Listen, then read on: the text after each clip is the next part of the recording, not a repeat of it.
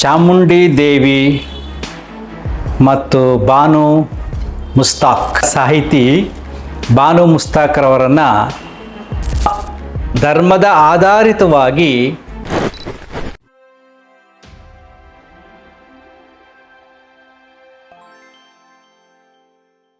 ನಮಸ್ಕಾರ ಸ್ನೇಹಿತರೆ.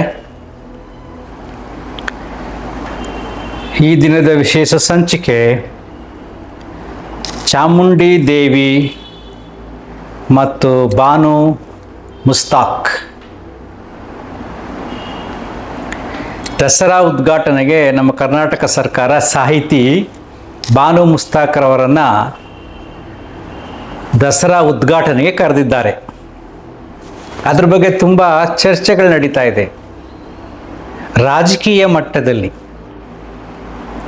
ಇದನ್ನು ಇದು ವಿಡಿಯೋ ಮಾಡ್ತಿರಲ್ಲ, ದೊಡ್ಡ ದೊಡ್ಡ ವ್ಯಕ್ತಿಗಳು, ಸಮಾಜ ಸುಧಾರಕರು ಅಂತ ಹೆಸರು ಮಾಡ್ತಕ್ಕಂಥವರು, ಸೇವೆಗಾಗಿ ಮುಡುಪಾಗಿದ್ದೀವಿ ಅಂತಕ್ಕ ವ್ಯಕ್ತಿಗಳು ಇವರನ್ನು ಧರ್ಮದ ಆಧಾರಿತವಾಗಿ ವಿರೋಧ ಮಾಡ್ತಾ ಇದ್ದಾರೆ.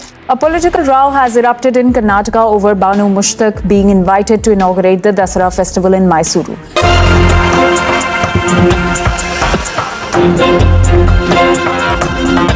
The Congress government's invite to award-winning author, the Booker Prize winner Banu Mushtaq, to inaugurate the Dasara festival has led to a political firestorm.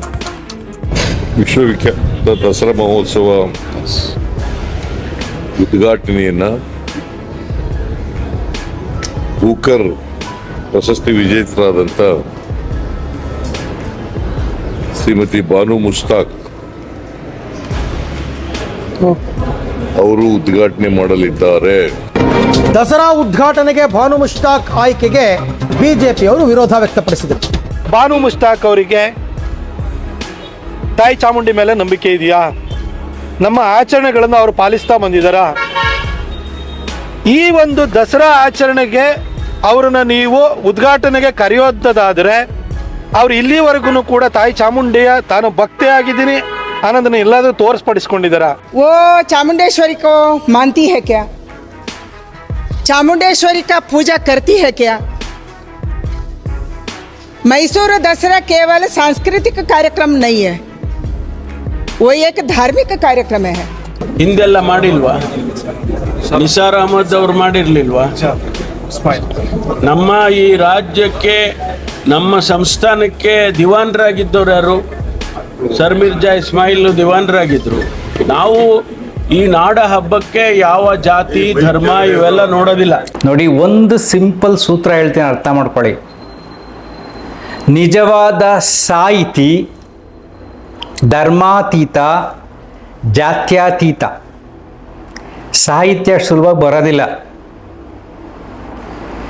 ಸಾಹಿತ್ಯ ಬರಬೇಕು ಅಂದರೆ ಸಮಾಜದ ಮನಸ್ಸನ್ನು ಅರ್ಥ ಮಾಡ್ಕೊಳ್ಳೋದು, ಎಲ್ಲವನ್ನು ಅರ್ಥ ಮಾಡಿಕೊಂಡು ತನ್ನ ಭಾವನೆಗಳನ್ನು ಉಪಯೋಗಿಸಿ ಬರಹದ ಮುಖಾಂತರವಾಗಿ ಹೊರಗಡೆ ಹಾಕೋದು. ಇದರಲ್ಲಿ ವ್ಯತ್ಯಾಸಗಳಿರಲ್ಲ. ಕಾನೂನಾತ್ಮಕವಾಗಿ ಅವರು ಮುಸ್ಲಿಂ ಇರಬಹುದು,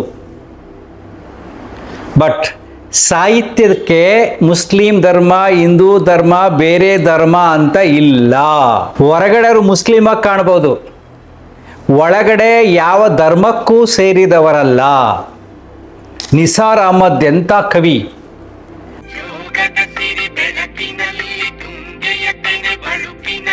ಅವರು ಕೂಡ ದಸರಾ ಉದ್ಘಾಟನೆ ಮಾಡಿದ್ದಾರೆ.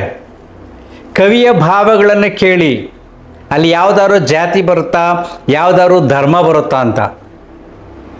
ನಮ್ಮ ಆ್ಯಪಲ್ ಲೈಫ್ ಯೂಟ್ಯೂಬ್ ಚಾನಲ್ ನೋಡೋರು ಯಾವ ರೀತಿ ಚಿಂತಿಸಬೇಕು ಅಂದರೆ, ಈ ಸಮಾಜದಲ್ಲಿ ನಡೀತಕ್ಕಂಥ ಎಲ್ಲ ಆಟಗಳನ್ನು ಮೀರಿ ಮನಸ್ಸು ತಿಳಿಯಾಗಬೇಕು, ಮನಸ್ಸು ಅಂತರ್ಮುಖಿಯಾಗಬೇಕು. ಹೊರಗಡೆ ಬರೀ ನಾಟಕ, ಬರೀ ಸುಳ್ಳು. ಒಂದು ಸರಳವಾಗಿ ಚಿಂತನೆ ಮಾಡಿ ನೋಡಿ. ಬಾನು ಮುಸ್ತಾಕ್ರವರು ಮುಸ್ಲಿಂ ಭಾವನೆಗಳವ್ರ ಮನಸ್ಸಲ್ಲಿ ತುಂಬಿದರೆ, ನಾನು ಚಾಮುಂಡಿ ವಿಗ್ರಹ ಎಲ್ಲ ಇರುತ್ತೆ, ಅದಕ್ಕೆಲ್ಲ ಹೂವೆಲ್ಲ ಹಾಕಬೇಕು, ಅದು ಹಿಂದೂ ಧರ್ಮಕ್ಕೆ ಸೇರಿದ್ದು, ನಾನು ಬರಲ್ಲ ಅಂತ ರಿಜೆಕ್ಟ್ ಮಾಡಿದರೆ ಅವರು ಮುಸ್ಲಿಂ. ಇವನೊಬ್ರು ಹೋಗಿ ನಮ್ಮ ಬೆಂಗಳೂರಿನ ಒಬ್ಬರು ಶಶಿಕಲಾ ಅನ್ನೋರು ಕಲಾವಿದೆ ಹಾಸನಕ್ಕೆ ಹೋಗಿ ಅವ್ರ ಮನೆಗೆ ಹೋಗಿ ಬಾಗಿನ ಕೊಟ್ಟಿದ್ದಾರೆ. ಸೀರೆ, ಅರಿಶಿಣ, ಕುಂಕುಮ, ಬಳೆ ಅದನ್ನು ಕೊಟ್ಟಿದ್ದಾರೆ. ಅದು ಅವ್ರನ್ನ ಸ್ವೀಕರಿಸಿದ್ದಾರೆ. ನಾನು ಮುಸ್ಲಿಂ ಮಹಿಳೆ, ನಾನು ಸ್ವೀಕರಿಸುವುದಿಲ್ಲ ಅಂತ ಅವ್ರು ಏನಾದ್ರು ವಾಪಸ್ ಕಳಿಸಿದ್ರೆ ಅವರಲ್ಲಿ ಇನ್ನೂ ಒಂದು ಇಸ್ಲಾಂ ತತ್ವ ಇದೆ.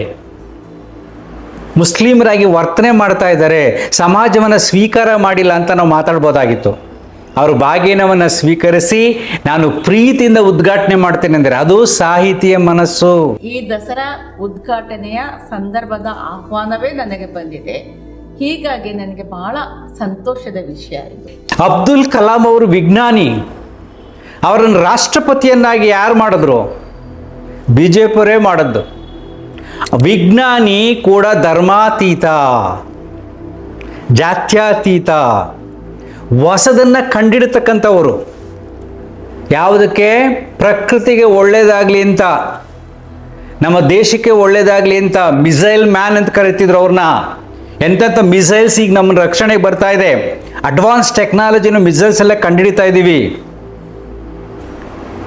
ಅದರ ಕಾಣಿಕೆ ಕೊಟ್ಟವ್ರು ಯಾರು? ಅವರು ಕೂಡ ಮುಸ್ಲಿಂ ಜನಾಂಗದಲ್ಲಿ ಹುಟ್ಟಿದವರು. ಮುಸ್ಲಿಂ ಹೆಸರು ಕಾನೂನಾತ್ಮಕವಾಗಿರುತ್ತೆ, ಅಬ್ದುಲ್ ಕಲಾಂ ಅಂತ.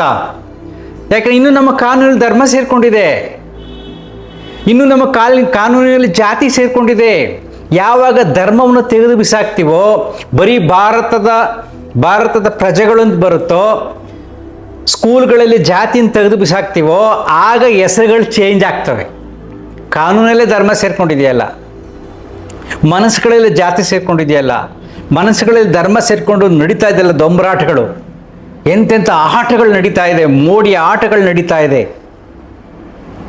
ಅದು ದಸರಾ ಹಬ್ಬ ಒಂದು ಸಾಂಸ್ಕೃತಿಕ, ಕರ್ನಾಟಕದ ಸರ್ಕಾರಕ್ಕೆ ಅಂದರೆ ಕರ್ನಾಟಕದ ಎಲ್ಲ ಜನರಿಗೂ ಸೇರಿರತಕ್ಕಂಥ ನಾಡ ಹಬ್ಬ.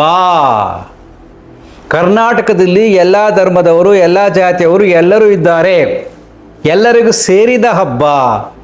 ಬರೀ ಇಷ್ಟು ಜನ ಮಾತ್ರ ಬರಬೇಕು, ಈ ಜಾತಿಗಳೇ ಬರಬೇಕು ಅಂತ ನಿಬಂಧನೆ ಇಲ್ಲ. ನಿಬಂಧನೆ ಇದ್ದರೆ ಚಾಮುಂಡಿ ದೇವಿ ರಕ್ಷಕಳಾಗುವುದಿಲ್ಲ, ದೇವತೆಯಾಗುವುದಿಲ್ಲ.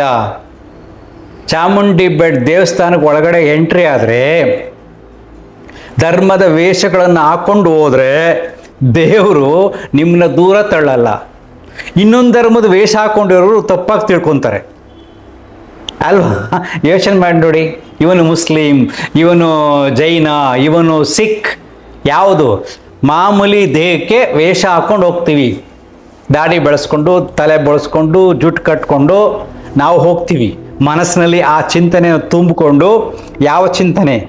ಒಂದು ಸೀಮಿತವಾದ ಜ್ಞಾನವನ್ನು ಯಾರೋ ನೀನು ತಲೆಗೆ ತುಂಬಿರ್ತಾರೋ ಆ ಸೀಮಿತವಾದ ಜ್ಞಾನವನ್ನು ತುಂಬಿಕೊಂಡು ಅದಕ್ಕೆ ತಕ್ಕನ ವೇಷ ಹಾಕ್ಕೊಂಡು ದೇವಸ್ಥಾನಕ್ಕೆ ಹೋದಾಗ ಅದೇ ಸೀಮಿತವಾದ ಜ್ಞಾನವನ್ನು ಇಟ್ಕೊಂಡು ಅದಕ್ಕೆ ತಕ್ಕಂಥ ವೇಷ ಹಾಕೊಂಡಿರ್ತಕ್ಕಂಥ ಪೂಜಾರಿ, ಮಸೀದಲ್ಲಿರ್ತಕ್ಕಂಥ ಮುಲ್ಲ, ಚರ್ಚಲ್ಲಿರ್ತಕ್ಕಂಥ ಪಾದ್ರಿ, ಅವರು ನಿನ್ನನ್ನು ಧರ್ಮದ ಹೆಸರಿನಲ್ಲಿ ನೋಡ್ಬೋದು. ಯಾಕಂದರೆ ಅವರು ಅದೇ ತುಂಬಿಕೊಂಡಿರ್ತಾರಲ್ಲ.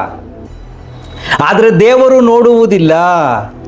ಯೇಸು ಕ್ರಿಸ್ತನನ್ನು, ಹಲ್ಲನನ್ನು, ಕೃಷ್ಣ ರಾಮನನ್ನು, ದೇವಿಯನ್ನು ನಂಬಿದವರು ದೇವಿ ಅದನ್ನು ನೋಡೋದಿಲ್ಲ. ಅದು ನಂಬಿದವರು ಇಷ್ಟೇ ಅಂದ್ಕೊಂಡ್ರೆ ಮಾತ್ರ ಬೇರೆ ಬೇರೆಯಾಗಿ ನೋಡ್ತಾರೆ.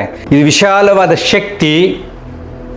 ನನ್ನ ನಂಬಿಕೆಯಲ್ಲಿ ನಾನು ಈ ರೀತಿ ಪೂಜೆ ಮಾಡ್ತಾ ಇದ್ದೀನಿ ಅಷ್ಟೇ ಅನ್ನತಕ್ಕಂಥ ಒಂದು ದೊಡ್ಡ ಮನಸ್ಸು, ಒಂದು ದೊಡ್ಡ ಚಿಂತನೆ ಬಂದಾಗ ನಾವು ಯಾರನ್ನೂ ದೂರ ತಳ್ಳುವುದಿಲ್ಲ. ಸೊ ಸಾಹಿತಿ ಎಷ್ಟೊಂದು ಸೊಗಸಾಗಿರುತ್ತೆ ಅವ್ರ ಮನಸ್ಸು ಅಂದರೆ, ನಾನು ಬರೆಯೋ ಒಂದೊಂದು ಪದಗಳು, ಒಂದೊಂದು ಕಥೆಗಳು, ಒಂದೊಂದು ಚಿಂತನೆಗಳು ಸಮಾಜದ ಸ್ವಾಸ್ಥ್ಯವನ್ನು ಕಾಪಾಡಬೇಕು, ಜನರ ಮನಸ್ಸಿಗೆ ಒಳ್ಳೆ ಚಿಂತನೆಗಳನ್ನು ಕೊಡಬೇಕು ಅಂತ ಸಾಹಿತಿ ಯೋಚನೆ ಮಾಡ್ತಾ ಇರ್ತಾನೆ. ಅವನು ವಿಜ್ಞಾನಿಯ ಥರ. ವಿಜ್ಞಾನಿ ಹೊಸದನ್ನು ಮನುಷ್ಯನ ಏಳಿಗೆಗಾಗಿ, ಸಮಾಜದ ಏಳಿಗೆಗಾಗಿ, ದೇಶದ ಏಳಿಗೆಗಾಗಿ ಯಾವ ವಿಷಯವನ್ನು ಕೊಡ್ತಾನೋ ಅದೇ ರೀತಿ ಸಾಹಿತಿ ಚಿಂತನೆ ಮಾಡ್ತಾನೆ. ಸೊ ವಿಜ್ಞಾನಿ, ಸಾಹಿತಿ ಆ ಚಿಂತನೆ ಮಾಡಿದಾಗ ಅವನು ಧರ್ಮಾತೀತ. ಇಂಥ ವಿಶಾಲ ದೃಷ್ಟಿಯಿಂದ ನಾವು ಯೋಚನೆ ಮಾಡಬೇಕು. ಸರ್ಕಾರದ ಕಡೆಯಿಂದ ಕರೆಯೋಲೆ ಹೋದಾಗ ಅದು ಹಿಂದೂಗೆ ಸೇರಿದ ದೇವರು ನಾನು ಬರುವುದಿಲ್ಲ ಅಂದರೆ ಅವರು ಸಾಹಿತಿ ಅಲ್ಲ, ವಿಜ್ಞಾನಿ ಅಲ್ಲ. ಇನ್ ಕೇಸ್ ನಾಳೆ ದಿನ ಸರ್ಕಾರ, ಸಿದ್ದರಾಮಯ್ಯನವರ ನೇತೃತ್ವದ ಸರ್ಕಾರ ನಾಳೆ ಬರುವ ಮುಸ್ಲಿಂ ಧಾರ್ಮಿಕ ಆಚರಣೆಯಲ್ಲಿ ನೇತೃತ್ವ ಹಿಂದೂಗಳೇ ವಹಿಸಬೇಕು ಅಂತ ಹೇಳಿ ಆಜ್ಞೆಯನ್ನ ಪಾಸ್ ಮಾಡಿದ್ರೆ ಮುಸಲ್ಮಾನರ ಪ್ರತಿಕ್ರಿಯೆ ಏನಿರುತ್ತೆ? ನೋಡಿ, ಅದವ್ರು ಡಿಸೈಡ್ ಮಾಡಿ. ಶರಿಯಾನಲ್ಲಿ ಇನ್ವಾಲ್ವ್ ಆಗಿ ಕೊಡಲ್ಲ ನಾವು ಯಾರಿಗೆ ಸಂಬಂಧ ಪ್ರಶ್ನೆ ಯಾರಿಗೆ ನಾವು ಇನ್ವಾಲ್ವ್ ಆಗಿ ಕೊಡಲ್ಲ ಅಂತ ಗೌರ್ಮೆಂಟ್ ಏನಕ್ಕೆ ನಮ್ಗೆ? ನಮ್ಮ ಧರ್ಮದ ಒಳಗಡೆ ಬಂದ್ರೆ ಗೌರ್ಮೆಂಟ್ ಬೇಡ ನಮ್ಗೆ. ಇನ್ನೊಂದ್ಸತಿ ಹೇಳಿ ಸರ್, ಹಿಂದೂಗಳ ಗೌರ್ಮೆಂಟ್ ಬೇಡ ನಮ್ಗೆ. ನಮ್ಮ ಶರಿಯಾ ಒಳಗಡೆ, ನಮ್ಮ ಧರ್ಮ ಒಳಗಡೆ ಚೇಂಜಸ್ ಮಾಡಕ್ಕೆ ಏನನ್ನ ಇದು ಮಾಡಕ್ ಬಂದ್ರೆ ಕಾಂಗ್ರೆಸ್ ಇರ್ಲಿ, ಬಿಜೆಪಿ ಇರ್ಲಿ, JDS ಇರ್ಲಿ, ಯಾವ ಗೌರ್ಮೆಂಟೇ ಬೇಡ ಮುಸಲ್ಮಾನ. ಸೊ ಕೇವಲ ಕೆಲವರು ರಾಜಕೀಯ ವ್ಯಕ್ತಿಗಳ ಮೇಲೆ ತುಂಬ ಜನರಿಗೆ ಒಂದು ರೀತಿಯಾದ ಗೌರವ ಇರುತ್ತೆ. ಒಂದು ಡಿಫ್ರೆಂಟ್ ಕ್ಲಾಸ್ ಅಂತ ಕರಿತೀವಿ, ಅವ್ರಿಗೆ ಒಂದು ರೀತಿಯಾದ ಗೌರವ ಇರುತ್ತೆ. ಈ ರೀತಿಯಾಗಿ ಸಣ್ಣದಾಗಿ ಮಾತಾಡಿದಾಗ ಆ ಗೌರವ ಹೋಗುತ್ತೆ. ನಾವು ಯಾವುದೇ ಕಾರಣಕ್ಕೂ ದೇಶದ ಹೆಸರು ಬಂದಾಗ, ರಾಜ್ಯದ ಹೆಸರು ಬಂದಾಗ ನಾವು ಧರ್ಮವನ್ನು ಮೀರಿ ಯೋಚನೆ ಮಾಡಬೇಕು. ಈಗೆಲ್ಲ ನಡೀತಾ ಇರೋದೆಲ್ಲ ಸಿಲ್ಲಿ. ಸ್ವಲ್ಪ ದಿನ ಒಂದು 50 ವರ್ಷ 100 ವರ್ಷ ಹೋದ್ಮೇಲೆ ಎಲ್ಲ ಸತ್ಯ, ಎಲ್ಲ ಧರ್ಮದವ್ರಿಗೂ ಅರ್ಥ ಆಗುತ್ತೆ ನಾವು ನಂಬಿರೋದು ಸುಳ್ಳು ಅಂತ. ಅವ್ರು ಯಾವ್ಯಾವ ಸಿದ್ಧಾಂತವನ್ನು ನಂಬಿರ್ತಾರೋ ಆ ಸಿದ್ಧಾಂತ ಸುಳ್ಳು. ಸದ್ಯಕ್ಕೆ ನಾವು ಭೂಮಿ ಮೇಲೆ ಬದುಕಬೇಕಾದ್ರೆ ವಿಜ್ಞಾನ ಮುಖ್ಯ, ಪ್ರಕೃತಿ ಮುಖ್ಯ, ನಮ್ಮ ದೇಶ ಮುಖ್ಯ. ಅದನ್ನು ಸರಿಯಾಗಿ ಇಟ್ಕೋಬೇಕು. ವಿಜ್ಞಾನವನ್ನು ಬೆಳೆಸಬೇಕು, ಪ್ರಕೃತಿಯನ್ನು ಚೆನ್ನಾಗಿ ನೋಡ್ಕೋಬೇಕು, ದೇಶನ ರಕ್ಷಣೆ ಮಾಡಿಕೊಂಡು ನಾವೆಲ್ಲರೂ ಒಗ್ಗಟ್ಟಾಗಿ ಇರಬೇಕು ಅಂತಕ್ಕಂಥ ಚಿಂತನೆ ಬಂದಾಗ ಮಾತ್ರ ಈ ದೇಶದಲ್ಲಿ ಶಾಂತಿಯಿಂದ ಇರ್ತಾರೆ ಹೊರತು ಬರೀ ಧರ್ಮದ ಬಗ್ಗೆನೇ ಯೋಚನೆ ಮಾಡ್ತಾ ಕುಳಿತುಕೊಂಡ್ರೆ ಸಂಘರ್ಷಗಳು ಜಾಸ್ತಿ, ಅಶಾಂತಿ ಜಾಸ್ತಿ, ಕೊನೆಗೆ ಯುದ್ಧದಲ್ಲಿ ಎಲ್ಲರ ಸಾವು. ಅದಕ್ಕೋಸ್ಕರ ಈ ವಿಚಾರ ನೀವು ಮೀಡಿಯಾದಲ್ಲಿ ಬರ್ತಾ ಇರುತ್ತೆ, ಪೇಪರಲ್ಲೆಲ್ಲ ಬರ್ತಾ ಇರುತ್ತೆ. ನಾನು ಮಾತಾಡಬೇಕು ಅನಿಸ್ತು. ಸೊ ನಮ್ಮ ಯೂಟ್ಯೂಬ್ ಹ್ಯಾಪಿ ಲೈಫ್ ನೋಡ್ತಕ್ಕಂಥವ್ರು ಧರ್ಮಾತೀತವಾಗಿ ಚಿಂತನೆ ಮಾಡಿ, ಜಾತ್ಯತೀತವಾಗಿ ಚಿಂತನೆ ಮಾಡಿ, ನಿಮ್ಮ ಚಿಂತನೆಗೆ ಬೆಲೆ ಸಿಕ್ಕರೆ ಒಳ್ಳೆಯದು, ಇಲ್ಲದಿದ್ದರೆ ಎಲ್ಲವನ್ನು ತ್ಯಜಿಸಿ ಅಂತರ್ಮುಖಿಯಾಗಿ ಉಸಿರಾಟವನ್ನು ಗಮನಿಸಿ, ಮನಸ್ಸನ್ನು ಖಾಲಿ ಮಾಡಿ ನೆಮ್ಮದಿಯಾಗಿರಿ. ನಗುತ್ತಾ ಕೆಲಸ ಮಾಡಿಕೊಂಡು, ದುಡ್ಕೊಂಡು, ತಿನ್ಕೊಂಡು, ತಿಂದದ್ದನ್ನು ಕರೆಸ್ಕೊಂಡು ನೆಮ್ಮದಿಯಾಗಿ ನಿದ್ದೆ ಮಾಡಿ. ಅಷ್ಟೇ ಸಾಕು. ಅಂತರ್ಮುಖಿ ಸದಾ ಸುಖಿ. Thank you.